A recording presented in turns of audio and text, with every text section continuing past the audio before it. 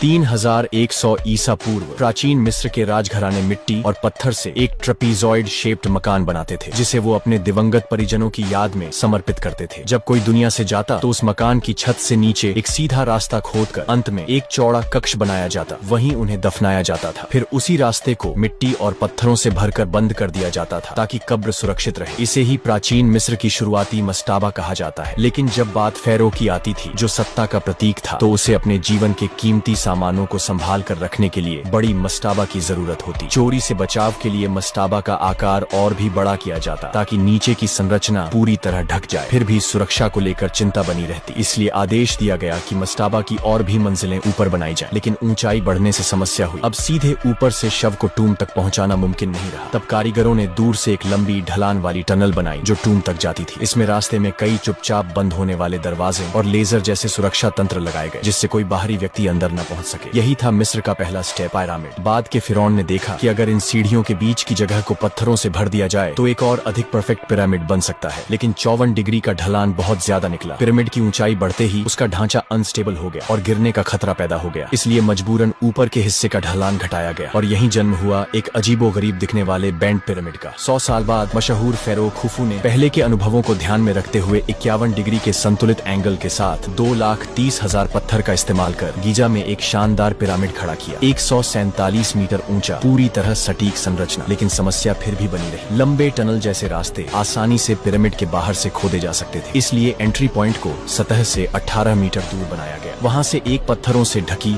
झुकी हुई और नीची टनल सीधे नीचे के बैरियल चेंबर तक जाती थी। पर खुफू ने एक और जरूरी बात नोटिस की। उसका पिरामिड इतना विशाल था कि अगर टूम को बीच के हिस्से में बनाया जाए तो वो न सिर्फ सन गॉड के और करीब होगा, बल्कि पहले से ज्यादा सुरक्षित भी रहेगा। बाद में एक और हिडन चेंबर पिरामिड के और भी नीचे जोड़ा गया और अंत में ऊपर नीचे आने जाने के लिए असेंडिंग और डिसेंडिंग टनल्स के बीच एक नई मिडिल पैसेज बनाई गई। और यही हुआ मिस्र के सबसे बड़े पिरामिड, खुफू पिरामिड का जन्म। 2,30,000 पत्थरों में से हर एक का वजन एक बड़े ट्री ट्रंक जितना भारी था। बेस की चारों डायरेक्शंस पूरी तरह से नॉर्थ, साउथ, ईस्ट, वेस्ट से अलाइंड थी और किनारों की लंबाई में डिफरेंस सिर्फ 2 मिलीमीटर था। सवाल ये